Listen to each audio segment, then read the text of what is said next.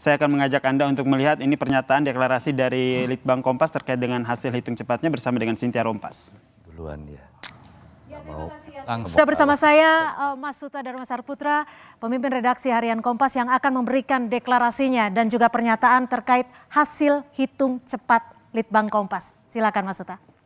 Ya, baik, kepada pemirsa Kompas TV, berdasarkan hitung cepat yang dilakukan Harian Kompas, dalam hal ini Litbang Kompas, yang dilakukan di 2000 TPS, sampel memprediksi bahwa hingga saat ini data yang masuk sudah 55,6% dan data tersebut sudah menunjukkan kestabilan. Oleh karena itu kami menyimpulkan, memprediksi bahwa pemilu presiden 2024 akan berlangsung satu putaran. Dan siapa yang unggul berdasarkan data quick count Litbang Kompas, yang unggul adalah pasangan Prabowo Subianto dan Gibran Rakabumi.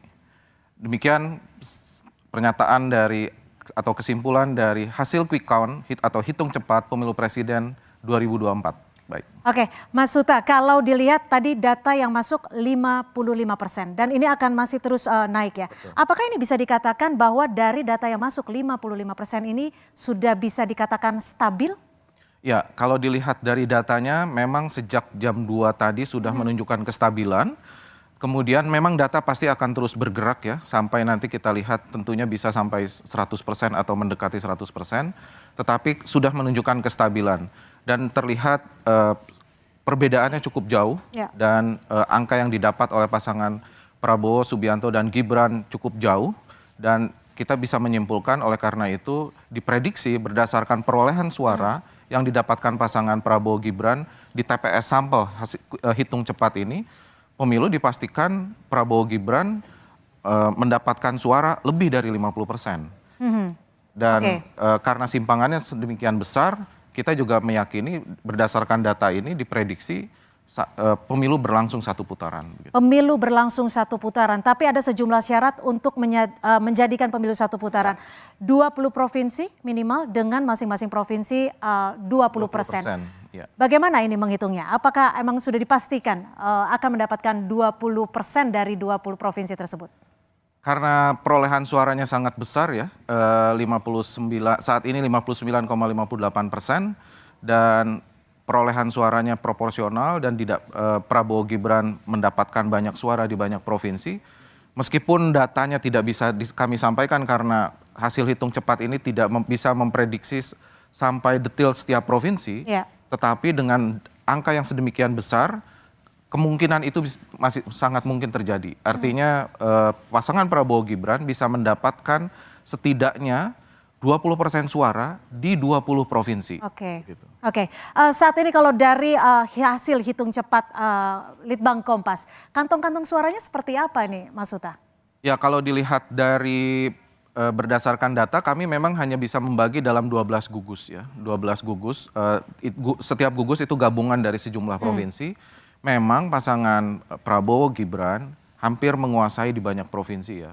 Basis-basis Prabowo Gibran bisa menjangkau banyak provinsi dan unggul di banyak provinsi. Oleh karena itu ini menjadi pertanda yang sangat kuat bahwa sangat mungkin bahwa pasangan Prabowo Gibran ini bisa mendapatkan perolehan suara merata di banyak provinsi begitu. Jadi dan persyaratan setidaknya mendapatkan 20% suara di 20 provinsi itu bisa tercapai.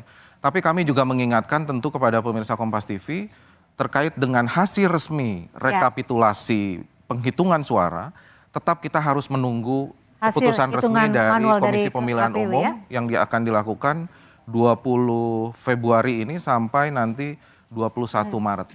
Kalau dilihat dari apa yang sudah dilakukan Litbang Kompas, ada pergeseran suara tidak? Khususnya di lumbung-lumbung suaranya?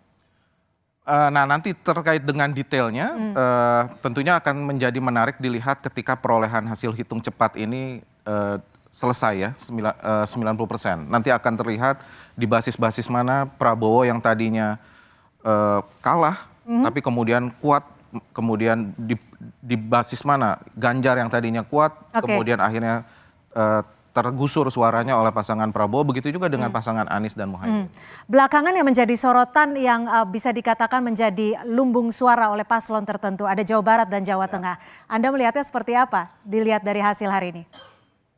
Ya, kalau Jawa Barat mestinya di situ pertarungannya. Ada yang menyebutkan kan pertarungan Jawa Barat, kemudian Jawa Tengah, kemudian Jawa Timur itu adalah lumbung suara yang selalu diperebutkan oleh siapapun pasangan calon presiden dan calon wakil presiden. Tapi kalau dilihat dari sini, mungkin saya tidak bisa menyampaikannya di sini ya, karena nanti harus dilihat detail dari perolehan suara resmi dan perolehan hasil hitung cepat setelah 90%. Tapi terlihat bahwa dengan kemenangan mutlak yang sedemikian besar, 59,6% saat ini, semestinya perolehan suara Prabowo dan Gibran ini merata ya. Kelihatannya merata di banyak provinsi.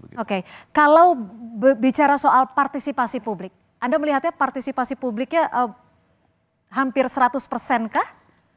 Karena kita tahu bahwa ada daerah bencana juga, ada banjir di Demak. Dan pagi tadi banjirnya juga cukup ada di sejumlah titik di Jakarta ya. Tapi sejauh ini memang partisipasi pemilih kita belum bisa sampaikan ya. Tetapi dari monitoring yang kita dapatkan dari 2.000 surveyor yang sekarang ini masih berada di lapangan, semua rata-rata menyampaikan pemilu berjalan dengan baik dan partisipasi pemilih itu juga sangat tinggi ya. Semua orang mencoba memberikan hak untuk memilihnya di pesta demokrasi di pemilu presiden kali ini. Baik, sekali lagi kita masih menantikan hasil resmi dari penghitungan Komisi Pemilihan Umum. Dan selanjutnya kita akan kembali ke Yasir Neneama, silakan.